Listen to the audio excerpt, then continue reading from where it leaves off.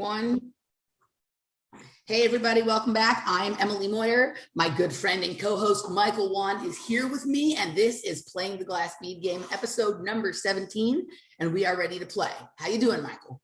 I'm doing well. I've been doing a lot of my my pre-game warm-ups, and I am ready to hit the court running. Is it a court or is it a field? What are we playing on? Well, to me, it's a court because it's tennis, right? So we'll go with that, but it's a matrix. I like calling it the matrix, like matrix too, like in terms of not like the matrix, but like a matrix too. For me, it's either a court or a board. Okay. Oh, a board. Okay, but I can't hit the board running. I guess you do. Isn't that what is a board? No, what do you call the thing when you're like doing like the you run and you jump on it and then you flip over that pop? That's the board, the vaulting board. Yeah. Okay, so that's the board I'm running on. Yeah, or we could also say like this could be a gym, right? Because you and I get a good workout every time we do this, and mental dexterity. Like I think that you and I display a level of mental and sort of informational and pop culture dexterity that matches the tennis game of when Novak Djokovic, who was like Gumby around the court, right? He's just everywhere, right? Like he slides into splits to reach stuff. It's impossible to get anything by him because he's just like able to move in every direction, right? And that's us. We're world-class mental tennis players. I love it. Yeah, Laura just got this new book in the mail because she was watching when we were watching Wimbledon. She decided that like there was something she could learn about life and her own brain from the lesson of tennis. And so she was looking up books about tennis, and she found this book called The Inner Game of Tennis. Right. So we're going to read it. The Classic Guide to the Mental Side of Peak Performance. But of course, what's fascinating about the part that I find most fascinating is the guy who wrote it lives in Agoura, right? Which Agoura is along the line of things from Chatsworth over to Thousand Oaks that passes through Calabasas. What is the author's name? Tim Gallwey. Gallwey, Gallwey.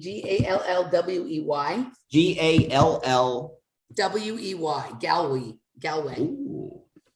All right. Because before you'd mentioned him, I was like, I want to know who wrote that. So you hit that. So keep on going on about that. Yeah. So he lives in Malibu, right? And he lives in Malibu, which is right over there near Calabasas, near Chatsworth, he's from the little sort of area we've triangulated in Southern California as highly active. Right. So he's from that. I don't know anything else about him, but when Laura read the back to me, I was like, oh, that was kind of interesting. Wrote The Inner Game of Golf. So I have a question for you about Malibu. Okay. All right. So how far away is like Malibu from like the urban center of Los Angeles, like by car? Okay. So the like when you say urban center, you're talking about downtown Los Angeles? I don't know, like, where there's high density. Like I'm trying to understand in my mind, like closest high density place to Malibu is probably Santa Monica, which is. And how far away is that?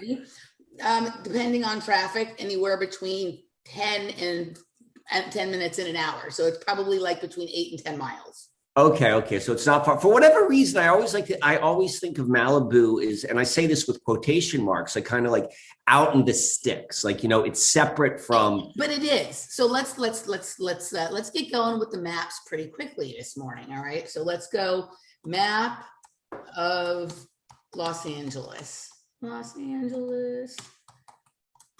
All right, I can't type it all. Let's see. Let's get the screen share going. Let's pick one that looks like it shows everything. This one looks good. All right, here we go. So let's do this. All right, so let's move this into focus here. So this is Malibu right here. Okay, that little point. This little point right here is Malibu. Okay, but Malibu is pretty long.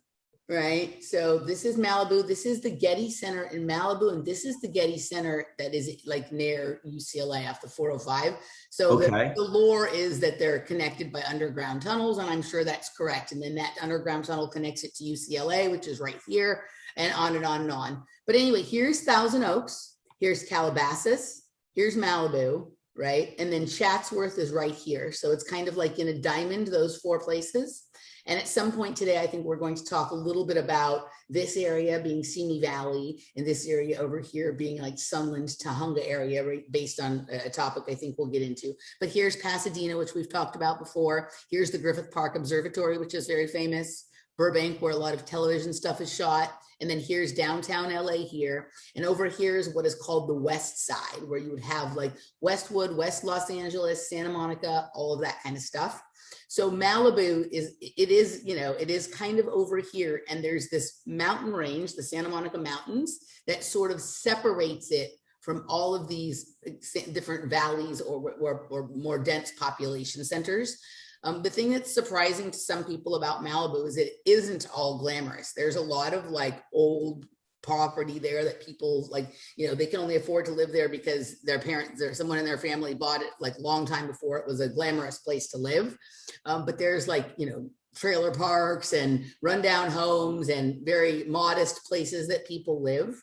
But what's like kind of like and when I say this, I don't mean necessarily like the topography, but like what's the feel, like the attitude, like when you're there? Does that attitude feel different than the rest of like the Los Angeles area? Totally.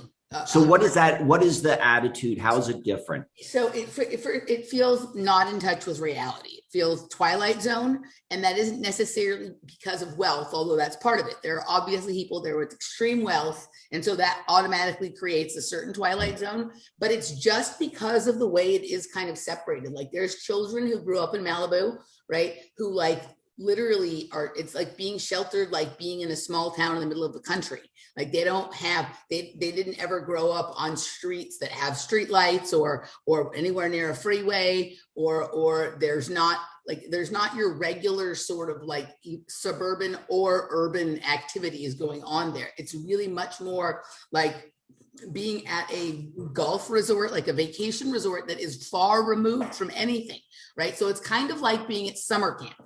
That would be the best thing that I can. It's like It's like being at summer camp that has like restaurants and shops there, right? So I know these two aren't like really close to one another. They're, I know it's in a different part of Southern California, but what about Laguna Beach? Okay, so Laguna Beach is similar but different. So Laguna Beach is down here, right? So here's Laguna Beach right here. Now, the thing that's different about Laguna Beach that is it's not guarded from everything else by a mountain range. So there isn't like that natural separation, right? So Laguna Beach is right here. It's also on Pacific Coast Highway, right? There's a little break in Pacific Coast Highway where you have to kind of go leave the edge for a bit and then come back. But you can essentially get from Malibu down to Laguna on the same road. And Laguna is kind of more in a series of beach communities that starts right up here about Huntington Beach. So you have Huntington Beach, Newport Beach, you've got Laguna Niguel, Dana Point, like San Clemente, and then you're working your way down to the areas near San Diego. So there's like a series of little beach towns here, whereas Malibu is even though Malibu has different sections because it's pretty large, it's all sort of Malibu. So Laguna is a little bit different in that everything is more crowded around this one area. Like in Malibu, everything is pretty spread out. Right? There's not like a bunch of there's not like one street where like there's a ton of shops and restaurants all close to each other.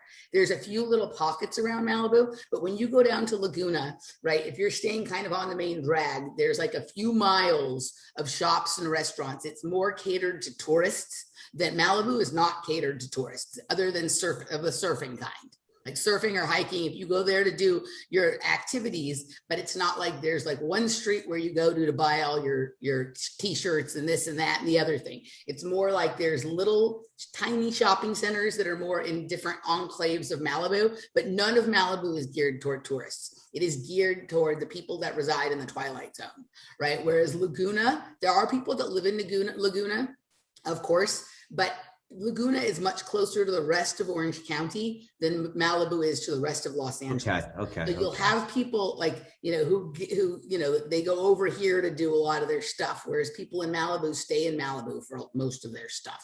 So I think I know people who grew up in Malibu who are as isolated as someone who grew up on a farm in the middle of nowhere, even though Malibu is so close to all the craziness.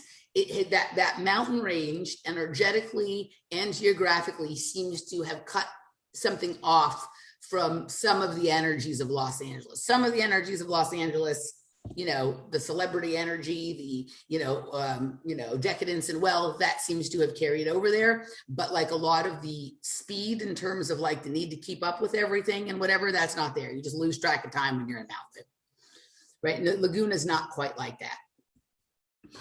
Maybe this will come back up, but there's just something in my mind, which is and I don't think I'm quite getting to it about those two places. Like I've been to Laguna, like when I was a child, I remember that. I don't know if I've ever been to Malibu, but those two places, I've been to like all of the like Huntington Beach and what is it? Like Manhattan Beach. Like there's all of those. I know I've been to all of those. Like that whole stretch, but for whatever reason, there's something, and I don't know what it is yet, that is linking in my mind, like more of a feeling sense of those two being connected in a certain way. It's all part. So Irvine was one of the first, so I think Irvine would equal Columbia. Okay. Right? And so to all of these, I would say that the entirety of Orange County is the closest thing you'll find anywhere to a planned county. Right. So the Orange County would probably equal one of the counties in Virginia somewhere. Yeah. Okay. Yeah. So it's weird you're saying that. I think we're gonna touch upon this a little bit later today when we get into some of the Edgewood stuff, because I have my connection to Edgewood is that my mother, before I was born, she was a secretary at Edgewood Arsenal, and she worked for one of the scientists who was involved with the testing. And then after that, she then went to work for the Rouse Company, and the Rouse Company is the development firm which did Columbia, Maryland, and like when I talk about that, like it all goes through Rouse. So my mother had a connection. How do you spell Rouse? Rouse. So this is the grandfather of Ed Norton. Okay, Rouse. So Jim Rouse, and so the point where I'm going with this. So she went from working at Edgewood, and then from there she worked for the Rouse Company. The Rouse Company, I think her first job though may have been like a hotel. They had a hotel there, like it owned a whole bunch of things. It was called Cross Keys in Baltimore. So eventually she went, 20 years later, what have you, she worked at a hotel in Columbia, which I believe was owned by the Rouse Company. It was called the Columbia Inn. And her job was, she was the secretary or the admin person for the general manager of the hotel. Mm-hmm. All right. So this is the guy who runs, that's their ship. So the reason I'm telling you all of that is I know I went to Laguna because probably like 4th grade, 5th grade. I remember we took a family vacation. We took a friggin' family vacation. My sister wasn't there. It was me, my father, my mother. And we were in Southern California for some reason. And we went to Laguna because the general manager who she worked for was a general manager then of a hotel in Laguna. Yeah. Why the fuck would we be visiting that guy? Like, how often you go and you visit your boss, across country? Like, I don't, I'm just kind of doing this top of mind, but, to me, I'm like, what was that? So that was the reason why I went to Laguna. Like, and that was. How old were you? I was 5th grade. So what is that? Like 10, 11? Okay. So this is what makes that interesting. Was it in the summertime?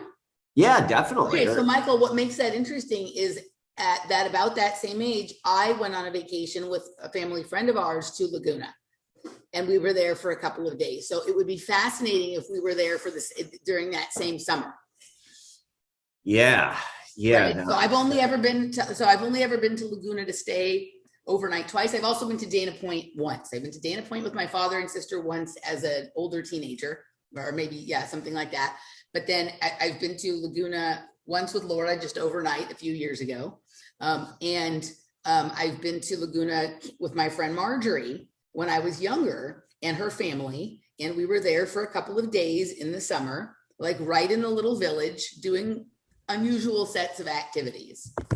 right? But we did some of the normal stuff. Like we went to the Sawdust Festival, and we went to the candy store that sells the taffy and the saltwater taffy and all the bins and stuff like that. And other than that, though, the only times I've ever been to Laguna have just been for the day, right? Like I went there a couple times with my dad, and we stayed at the we didn't stay. We had lunch at Las Brisas, which is like this Mexican restaurant on the cliff there that overlooks everything and whatnot. But I did have a couple of days there when I was about 10, 11, something like that, right? 9, maybe somewhere in that age range. And I remember it was like when I was first becoming aware of like graffiti, right? Which maybe is something else we'll talk about a little bit today. And there was a person there that was like spray painting, like tagging your name on hats, right? On baseball hats. And I was like, I got this, like not the real baseball hat, some kind of little cap. And I got this hat with like my name and like graffiti tag. And I was like, oh, this shit's cool. I'm gonna wear this shit when I do my breakdancing. You know what I mean? But I got it there,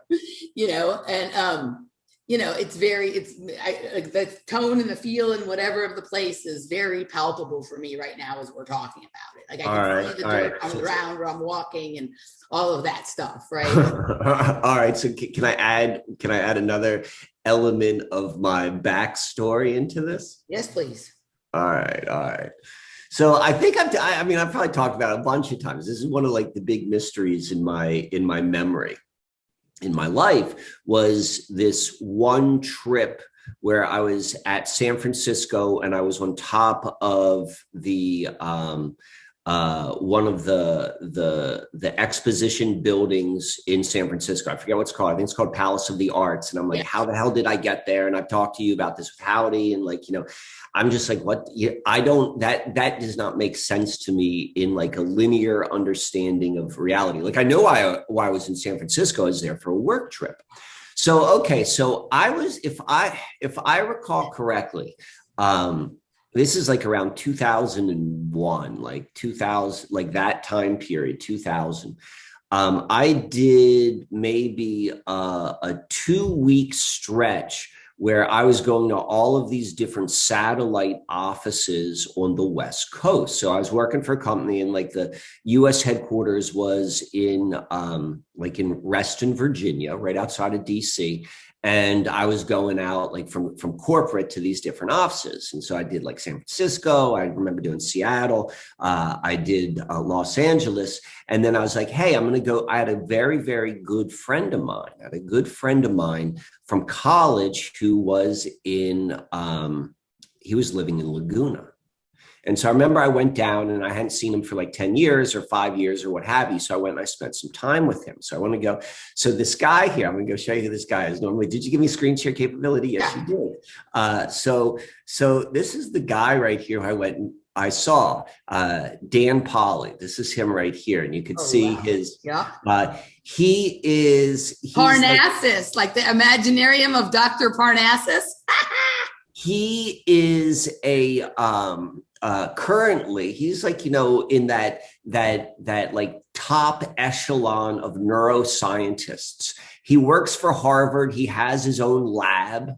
Mm-hmm. And so he was down there, if I recall. So he was, let's see if we could see this. So he's Walter Bishop, basically. So look, so he was getting, like, he was going through his PhD program. So he was down, he was, I think, going, like, this is the time frame when he was at University of California, Irvine, we went to school here together. Okay. And then then he was in San Francisco. I guess he went to San Francisco after Irvine, but he was in Irvine. This is where he was getting his PhD, if I recall correctly. But this guy is he's particularly well known as a scholar for understanding auditory processes within the brain and plasticity. So plasticity has to deal with, I think, like, like your changing of brain states. And so like he and I are particularly, I mean, we're not close at all anymore. I haven't spoken to him for a long time. Last time we spoke to, I think he was like, you're friggin' nuts. But the point I want to make is like, if there is something there, like, you know, if there's a connection to Laguna and what that is, and like you had it as a child and I had it as a child, I also hit back at that, like right around age 30, right after that San Francisco trip, I went down and visited my friend who was in Laguna, who then his trajectory goes and puts him on this, like, you know, he's doing all of this, like, cutting edge neuroscientist sort of stuff. So, you know, whether that's connected or not, I don't know, but it's certainly, you know, there's something going on there. Well, if you remember in those gateway documents, it talks about the importance of sort of sound and how sound plays a role in like certain functions in the body, including the network synapses of the brain, but also in like the way the heartbeat echoes a sound throughout your body that sort of is part of the process of clicking exactly out, right? Exactly. And then how that's going to deal with like what the brain does. And this is where we get plasticity. So I'll share you a little bit about like me and Danny's last like we had a conversation like 10 years ago or 15 years ago, particularly when I was first getting into like a lot of the research of like how the CIA and MK Ultra and all this sort of stuff. And so I knew then, like I understood what and who what he was doing in the organizations he was involved with. He was involved with Harvard, neuroscience, and all this sort of stuff. So, and I was aware of like the model of like how MK Ultra would work, like particularly in like the 50s and 60s, where they would have all of these different, they would fund all of these projects through shell organizations so that you could be like a scientist and you're working on one small piece of like a larger problem. But, you know, all the decompartmentalization stuff, like you got no idea that like you're being funded by the CIA for something. What Eric Weinstein calls his disc theory, which I have no love for Eric Weinstein, but this is, I like that he made a term for this, distributed idea security complex. So I ran that by Danny. I was like, hey man, well, like, what do you think about this? I'm like, how can you see, like, your research is so like focused in on this one thing. How could that how could that from like someone who is like funding or seeing all of these projects like you and different types of researchers are doing like disconnected, how would that fit into like a larger sort of program or research project? And he was like, nah, that ain't happening. Like, I think I like hit, you know, I hit on a hot button for him, which I don't think he was necessarily wanting to go to, which is like, you know, are you a pawn in something larger? You know, we're all pawns, I suppose. Hey guys, it's Emily, and you just watched a clip from episode number 17 of Playing the Glass Bead Game with myself and Michael Wann. This week's episode was fun and interesting. We reminisced on places we visited as children. We talked a little bit about a friend of Michael's, a college friend of Michael's who seems to match up with a character from the television series Fringe and seems to be interested in a topic that maybe we need to pay more attention to than some of us have been, and that is optogenetics and other sort of remote sensor type technologies involving brain manipulation. Anywho, we talked about synesthesia. We talked about this new television series on the Disney Channel called Loki. And then we got into an interesting conversation regarding something I fell onto last week, and that is connections between Rodney King and the actor Chadwick Boseman, and the not often discussed in mind-controlled circles topic of of angel dust and what may really be going on with that. It was an interesting episode. We kind of wandered all over the plantation and far off the plantation. Anywho, if you would like to watch the full episode, you can do so by signing up at patreon.com/offplanetmedia at the Project Kids level, or you can go to projectkids.locals.com. And if you would like a complimentary episode and you haven't received one yet, you can feel free to contact me at the email address below, or if you would like a free day at the cafe, you can contact me there as well. All right. I hope everybody had a lovely weekend, and we will see you real soon. Thank you. Bye-bye.